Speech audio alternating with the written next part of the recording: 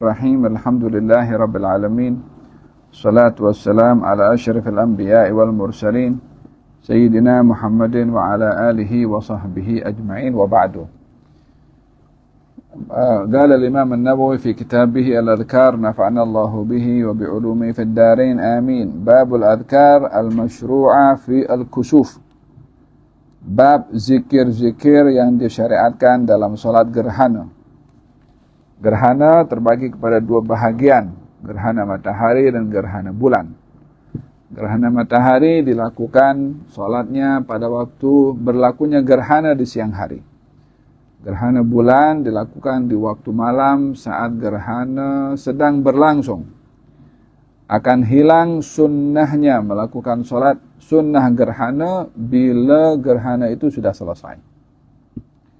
Bila gerhana sudah selesai, maka tidak lagi disunnahkan untuk salat gerhana. Wa a'lam annahu yusannu fi kusuf asy-syamsi wal qamari al-ikthar min dzikrillah ta'ala wa min ad-du'a wa tusannu as-salatu lahu bi ijma'il muslimin. Ketahuilah bahwasanya disunnahkan bila berlaku gerhana matahari atau bulan untuk memperbanyak berzikir kepada Allah dan memperbanyak berdoa kepada Allah. Dan disunnahkan untuk salat gerhana, ia adalah ijma' daripada kaum muslimin.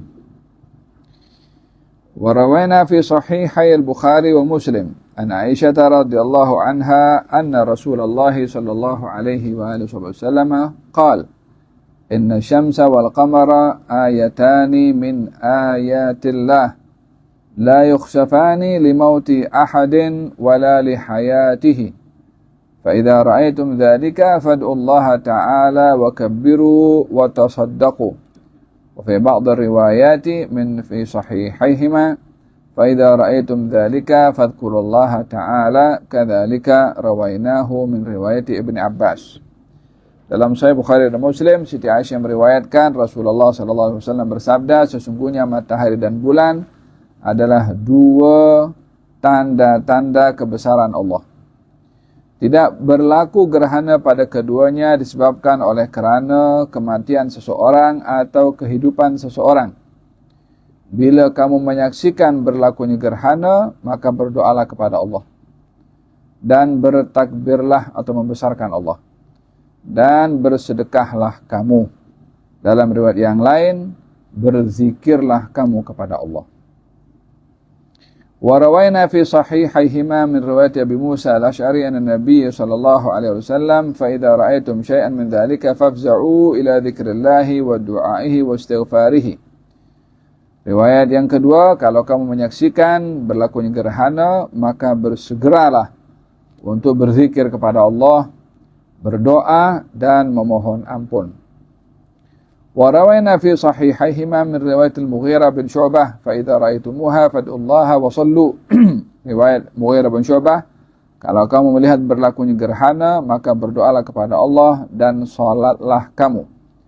Kadzalika rawal Bukhari min riwayat Abi Bakr aidan wallahu a'lam. Wa fi sahih Muslim min riwayat Abdurrahman bin Samurah qala أتيت النبي صلى الله عليه وسلم وقد كسفت الشمس وهو قائم في الصلاة رافع يديه فجعل يسبح ويهلل ويكبر ويحمد ويدعو حتى حشر عنها فلما حشر عنها قرأ السورتين وصلى ركعتين قلت حشر بضم الحاء وكسر السين المهملتين أي كشفا وجليا. Katanya, aku mendatangi Rasulullah SAW ketika berlaku gerhana matahari. Aku dapati beliau dalam salat mengangkat kedua tangannya dan bertasbih, bertahlil, bertakbir, bermemuji kepada Allah. Sehinggalah selesai atau sehinggalah kembali normal, yakni sudah tidak lagi berlaku gerhana. Ketika selesai, maka Nabi membaca 2 surat dan salat 2 rakaat. Nah, daripada beberapa riwayat ini ada dijelaskan bahwa gerhana berlaku, baik itu gerhana matahari atau gerhana bulan, bukan disebabkan oleh karena perkara-perkara yang berlaku di dunia ini, baik kelahiran seseorang atau kematian seseorang. Dahulu orang berkeyakinan bahwa bila berlaku gerhana, maka mereka mengatakan ini ada orang besar sudah meninggal dunia, maka berlakulah gerhana. Atau ada seorang yang akan menjadi orang besar yang baru lahir, maka berlakulah gerhana.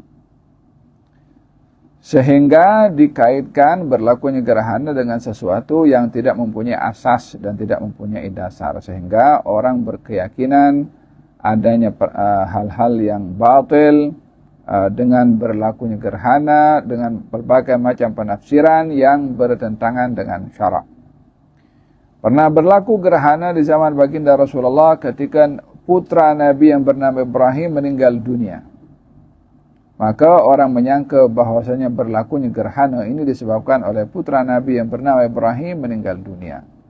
Maka Nabi bersabda bahwasanya matahari dan bulan dua tanda-tanda kebesaran Allah yang ia berlaku gerhana kepada matahari dan bulan bukan oleh kerana adanya orang wafat atau orang lahir atau orang yang hidup, tetapi ia adalah satu tanda-tanda kebesaran Allah.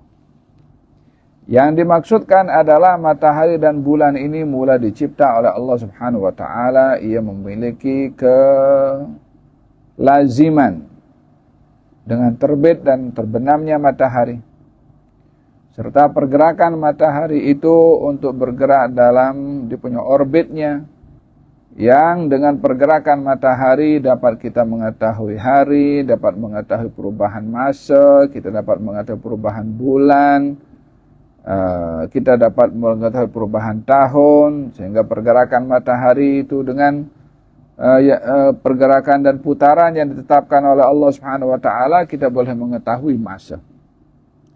Kita sekarang tahun 2025 dari kelahiran Nabi Isa. Bagaimana kita boleh tahu hari demi hari itu berubah? Kita boleh tahu perubahan hari Senin kepada Selasa, Rabu, Khamis dan seterusnya.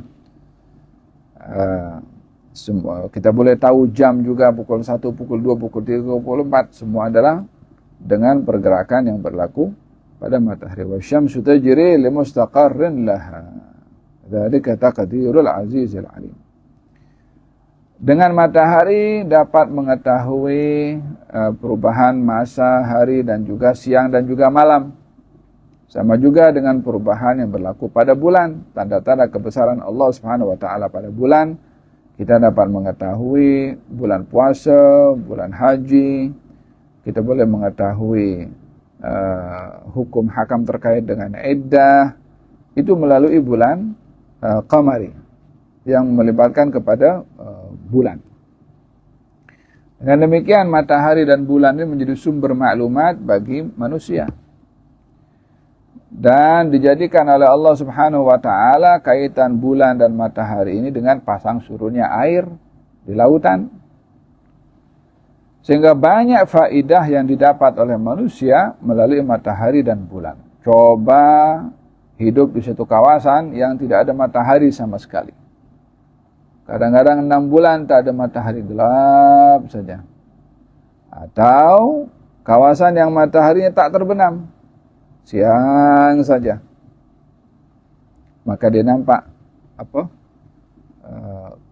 satu kelainan berbandingkan kepada satu tempat yang di situ ada terbenam dan juga terbit matahari, dan juga perubahan pada bulan daripada anak bulan sampai bulan purnama, sampailah kembali kepada anak bulan sekali lagi. Kesemua itu adalah tanda-tanda kebesaran Allah yang memberi manfaat kepada manusia. Akan tetapi hebatnya matahari dengan ciptaan yang begitu besar pada wujud fisikalnya, dan juga bulan yang juga besar, di mana bulan juga mengambil cahaya daripada matahari untuk menerangi bumi dan dimanfaatkan oleh manusia, sehingga manusia boleh menempuh perjalanan di waktu malam sebelum adanya cahaya lampu dan seterusnya. Semua bergantung kepada bulan.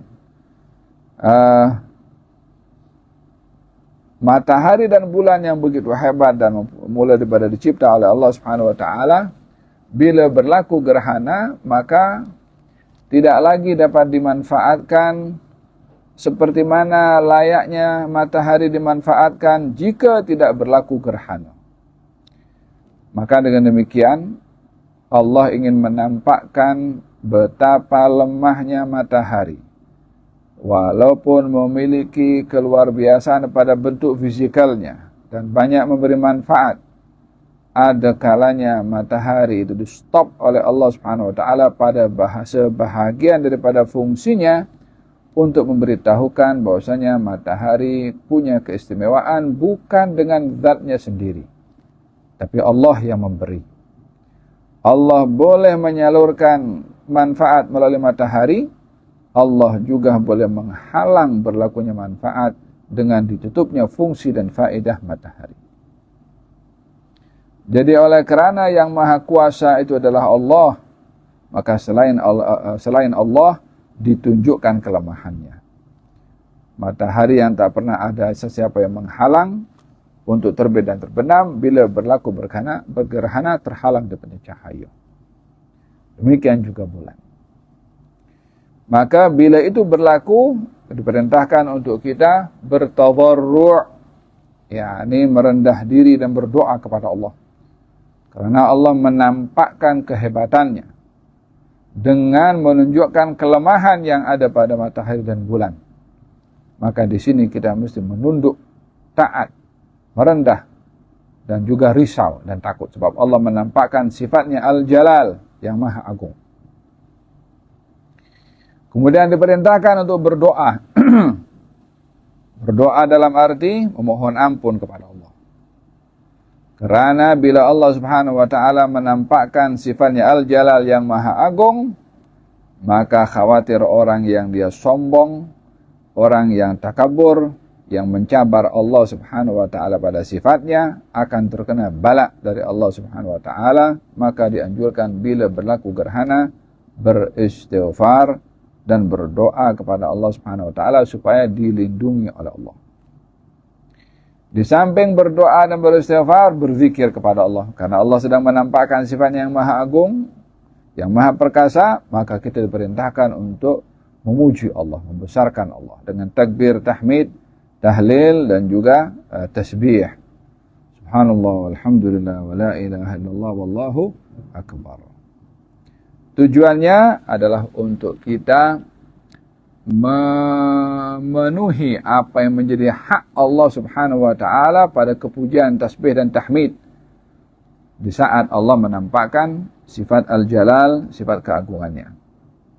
Oleh sebab itu diperintahkan untuk berzikir. Di samping itu juga kita diperintahkan untuk bersedekah. Karena sedekah itu boleh untuk meredakan marahnya Allah, meredakan murkanya Allah. Sebagaimana di dalam hadis Nabi Muhammad SAW, bahwasanya sedekah ini boleh meredakan murkanya Allah dan boleh menjadi sebab meraih ridhanya Allah. Karena di saat berlaku gerhana, Allah menampakkan sifat agungnya, sebagaimana dijelaskan, menampakkan sifat keperkasaannya, maka tak ada siapa boleh mencabar Allah. Yang lain mesti menunduk, insaf, istighfar, merayu, berdoa, dan memohon supaya dilindungi daripada murka melalui dengan bersedekah. Demikian beberapa hal yang diperintahkan, termasuk yang teramat disunnahkan sekali adalah melakukan salat gerhana matahari atau gerhana bulan, yang akan dijelaskan oleh Syekh pada bab yang berikutnya. Anjuran melakukan salat gerhana ada beberapa kaifiyah. Kaifiyah yang pertama, salat 2 rakaat seperti mana salat-salat sunnah yang ada. Bila gerhana matahari, bacaan surahnya dibaca sir. Bila gerhana bulan dilakukan di waktu malam, bacaannya adalah secara jahr. Dan ada khutbah. Seperti mana khutbah hari raya, bukan khutbah al-Jumu'ah. Kalau Jumat kita khutbah dulu, baru salat. Namun untuk salat gerhana, kita didahului dengan salat terlebih dahulu, kemudian khutbah. Dalam khutbah Isinya adalah mengajak kepada jemaah untuk beristighfar, mohon ampun, menunduk kepada Allah dengan harapan, dengan merendahkan diri kepada Allah Subhanahu wa taala, Allah akan angkat murkanya dengan memohon ampun dan merayu kepada Allah Subhanahu wa taala. Semoga Allah Subhanahu wa taala lindungi kita daripada murka Allah. Amin. Allahumma amin. Allahumma inna nas'aluka ridhaka wal jannah wa na'udzubika min sakhatika wan nar. Sallallahu alaihi wasallam Muhammadin wa ala alihi wasallam. Alhamdulillahi rabbil alamin.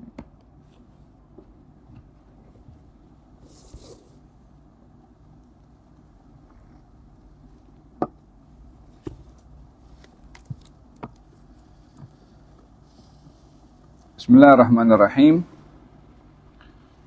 Qala al-muallifu al-imam Syekh al-Islam Badruddin Muhammad ibn Ibrahim ibn Jama'ah al-Kinani asy-Syafi'i fi kitabih Tazkiratus Sami' wal Mutakallim fi Adabil Alim wal Muta'allim.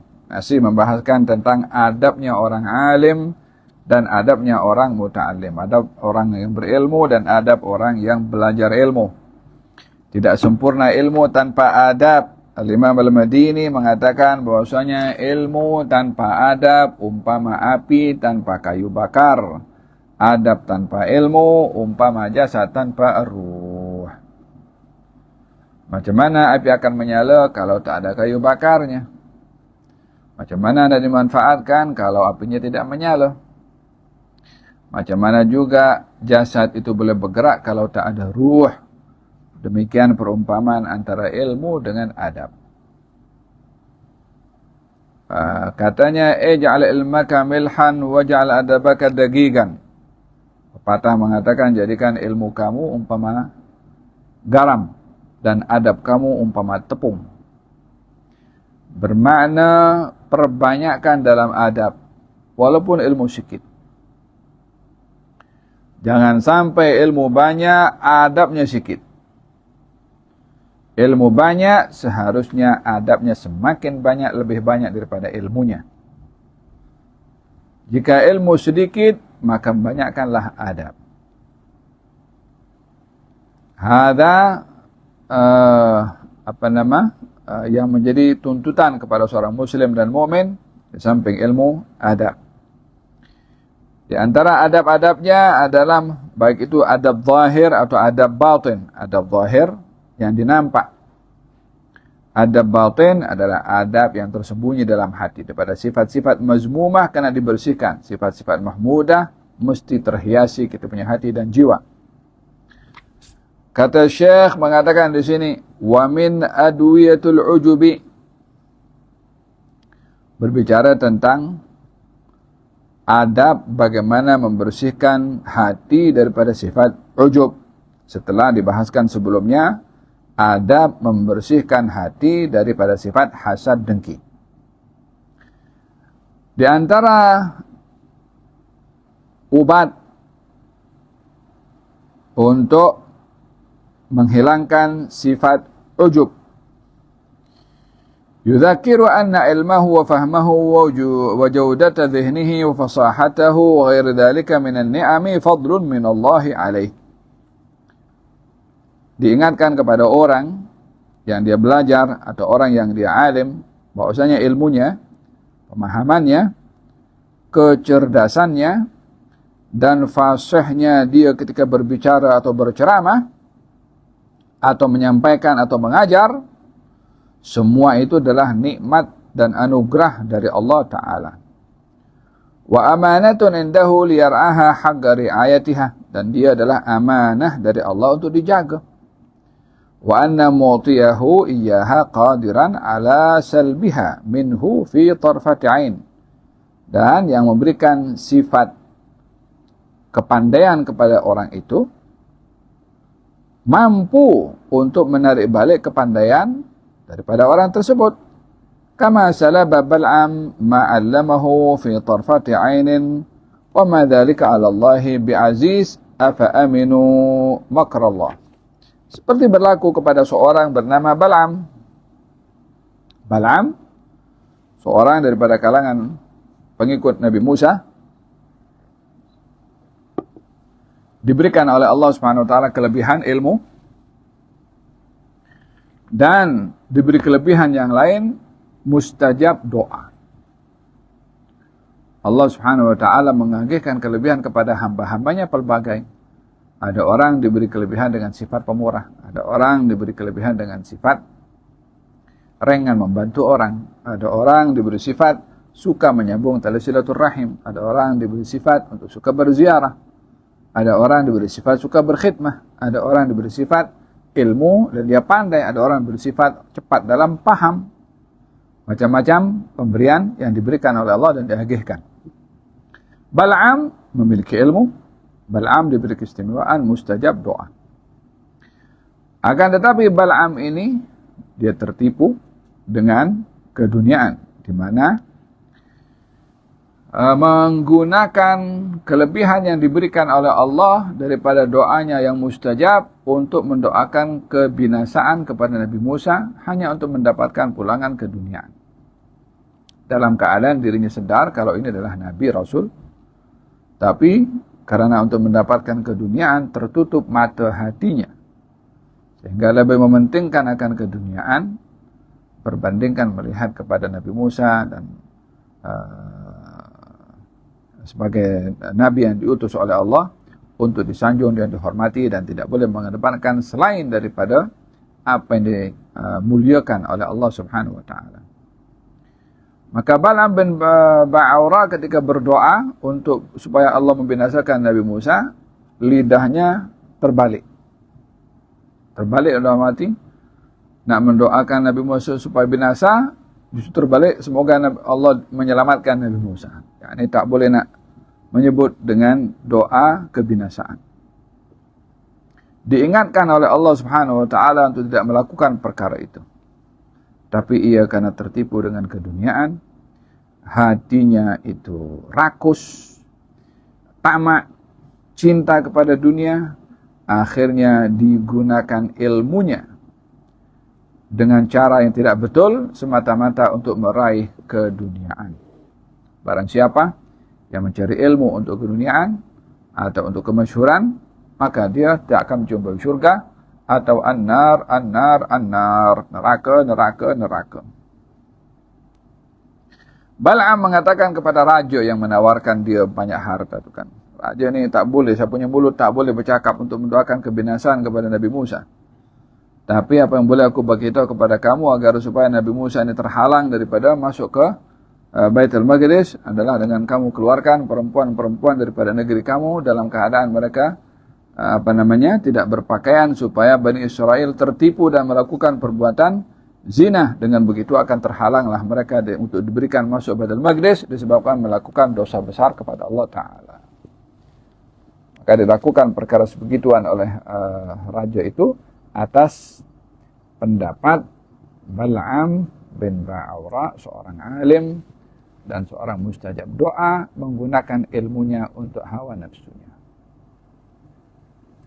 Maka turun firman Allah Subhanahu wa taala, "Watlu 'alaihim naba'a alladzi atainahu ayatina fansalakha minha fa'atba'ahu asy-syaitan fakana minal ghawin walau syi'na la rafa'nahu biha walakinnahu akhlada ila al-ardi wattaba'a hawah famathaluhu kamathalil kalbi in tahmil 'alaihi yalhath aw tatrukhu yalhath." Coba baca, Allah berfirman mengisahkan tentang Bal'am, seorang yang kami berikan kepadanya ayatina, tanda-tanda kebesaran kami, maka dia pun tergelincir, lebih cenderung mengikut syaitan, maka dia termasuk orang yang binasa.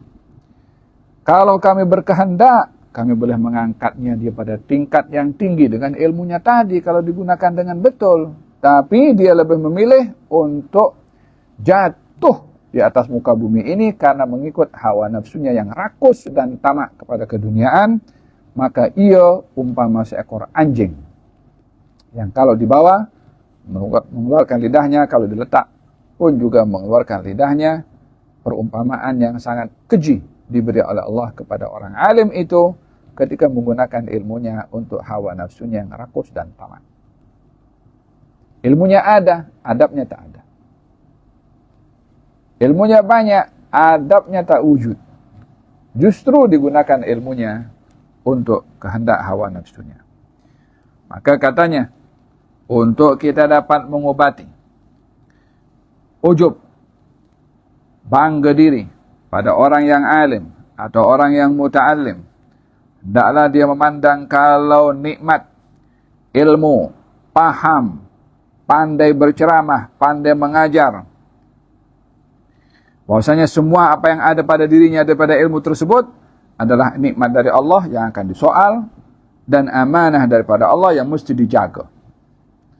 Yang kalau tak disyukuri ini nikmat, boleh diambil oleh Allah. Yang kalau tidak dijaga amanah nikmat ini, boleh dipersoal nanti di akhirat oleh Allah Ta'ala. Hada adabnya orang alim bila ada rasa ujub. Ingat, orang bangga dengan ilmunya, aku lebih cerdas, aku lebih pandai, aku lebih kuat hafal. Boleh jadi shot dia punya otak, dia macam orang gila. Bila diberi pemahaman, alhamdulillah. Hada min fadli Rabbi.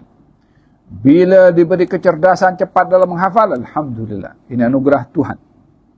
Bila diberi keluasan dalam ilmu, alhamdulillah. Ini nikmat dari Allah. Bila diberi keupayaan untuk berceramah, pandai mengajar dan seterusnya, alhamdulillah. Ini pemberian daripada Allah dan mohon supaya dijaga atau dibantu untuk menjaga nikmat tersebut. Wa min adwiyatir riya'i al-fikru bi anna al-khalqa kullahum la yaqdiruna ala naf'ihi bima lam yaqdihi Allahu lah. Dan yang ketiga, adab orang alim atau orang yang belajar adalah membersihkan diri daripada riya'. Macam mana? Berfikir bahawa semua makhluk ini tak boleh memberikan apa-apa manfaat kecuali dengan izin Allah. Wala ala ghairihi bima lam yuqaddiruhu Allah Ta'ala alaih. Dia pun tak boleh mendatangkan apa-apa mudarat kecuali bila ditentukan oleh Allah Subhanahu wa Ta'ala. Falima yuhbitu amalahu wa yudayyiru dinahu wa yashghal nafsahu bimura'ati man la yamliku lahu fil haqiqati naf'an wala dharra. Kalau begitu hakikatnya, tak ada yang boleh memberi manfaat kecuali Allah, tak ada siapa yang boleh mendatangkan mudarat kecuali Allah. Kalau begitu hakikatnya, kenapa masih ada orang yang dia menggugurkan amal pahalanya dalam ibadahnya mencari ilmu atau belajar atau menyampaikan dengan mengharapkan pujian daripada si fulan, sanjungan daripada si fulan, atau takut kepada si fulan. Sementara yang dia takutkan, orang itu tak boleh beri apa-apa mudarat kepada dia kecuali dengan izin Allah. Dan dia tidak boleh mendapatkan apa-apa manfaat daripada orang yang memujinya kecuali juga dengan izin dari Allah Ta'ala. Kenapa sibuk dengan orang yang tak boleh beri apa-apa manfaat atau mudarat dengan kita mengharap pujian dan sanjungan daripada orang tersebut? Ma'anna Allah Ta'ala yutli'uhum ala niyatihi wa gubhi sariratihi kama sah fil hadith, man samma'a samma'ahu Allah wa man raya raya Allahu bih. Ya, orang yang dia sum'ah, samma'a sebagai sum'ah, menunjuk-nunjuk. Dan orang yang dia mengharapkan pujian sanjungan daripada orang, maka diserahkan oleh Allah kepada orang yang dia nak tunjuk tu. Dia belajar apa tujuannya nak tunjuk, dia dapat apa yang dia niatkan, iaitu perhatian daripada orang yang dia nak tunjuk-tunjuk pada dia. Nak tunjuk pada ustaznya ke, nak tunjuk pada mudirnya ke, nak tunjuk pada mak bapaknya ke, nak tunjuk kepada kawannya ke. Dia dapat apa yang diinginkan, hanya tunjuk-tunjuk saja, pahala tak dapat, ganjaran tak dapat, kebaikan tak dapat. Kenapa tak dapat? Kan dia belajar, kan dia solat malam, kan dia berzikir, niatnya untuk menunjuk-nunjuk, maka dia dapat apa yang dia niatkan. Innamal a'malu bin niat. Katanya ingatkan kalau kita nak riak. Oleh hadza kita dalam belajar ilmu fil hadis, barang siapa mencari ilmu, niatnya untuk keduniaan, atau untuk kemasyhuran, atau untuk dia boleh pandai berdebat, atau memperbodoh pada orang, nak tunjuk aku hebat, orang lain bodoh. Bila tujuannya itu semua, an-nar, an-nar, an-nar, neraka, neraka, neraka. Hatta yang belajar ilmu syariah, hatta ilmu tafsir, Kalau tujuannya adalah untuk masyhur, nak dapatkan subscribers, nak dapatkan pujian daripada orang, nak dapat sanjungan daripada orang, nak dapatkan apa-apa bentuk kata-kata indah dan manis daripada orang, dia hanya dapat apa yang dia niatkan, pujian daripada orang. Oh, alangkah ruginya baca tafsir, baca hadis, baca sirah, baca tak dapat apa-apa. La pahala Quran setiap hurufnya 10, wala pahala hadis, wala pahala sirah. Semua disebabkan oleh karena niat yang rosak. Paham tuh? Lihat dikatakan an-niyah matiyah itu. Niat itu mestering. Nak bawa kita kemana? Kita kalau pergi ke kanan, ya, itu kata pakai kanan. Tak boleh nak kata aku niatnya lillahi ta'ala, nak beri manfaat kepada orang. Dalam hati, ialah puji juga lah aku. Orang yang dengar, baguslah awak, ikhlas awak. Orang lain, betul lah awak punya kata-kata. Baik awak punya niat ini, baik. Yang tahu dalam hati Allah. Dia boleh tipu orang. Dia boleh yakhannu kepada orang. Dia boleh untuk berpura-pura bersandiwara. Memperbodoh diri sendiri. Nak bersandiwara tapi tipu diri sendiri. Merugikan diri sendiri. Nak tipu kepada Allah Subhanahu wa ta'ala.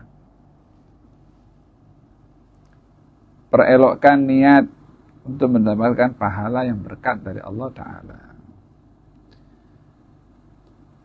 Hada berkenaan dengan bagaimana mengobati daripada penyakit riya. Dan ini penyakit yang amat sukar dan amat halus. Sukar karena selalu muncul, walaupun diobati tetap dia masih ada riya. Halus karena sukar untuk disentuh atau untuk disedari. Saya tak riya, tapi dalam hati dia riya. Saya low profile, dalam hati dia sombong. Saya tak suka dipuji-puji, dalam hati suka dipuji. Dia yakdzib ala nafsuh, dia dusta sama diri sendiri. Tidak tahukah cakap awak itu dinilai oleh Allah Subhanahu wa ta'ala? Tidak sadarkah yang dikatakan di mulut itu yang di hati Allah Subhanahu wa ta'ala tahu? Kenapa nak tipu orang sementara tipu diri sendiri yang Allah tahu apa isi hatinya?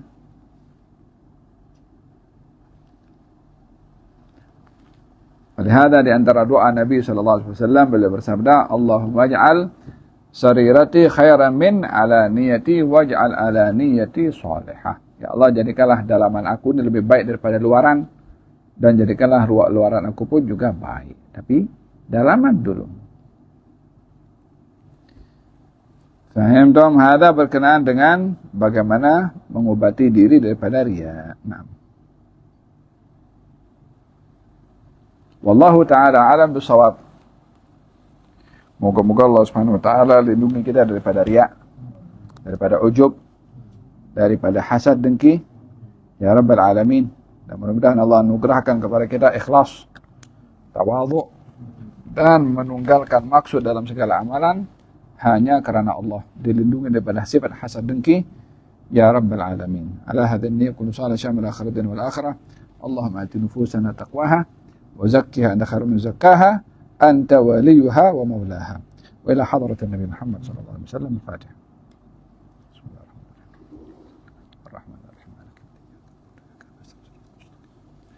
صراط الذين أنعمت عليهم غير المغضوب عليهم ولا الضالين.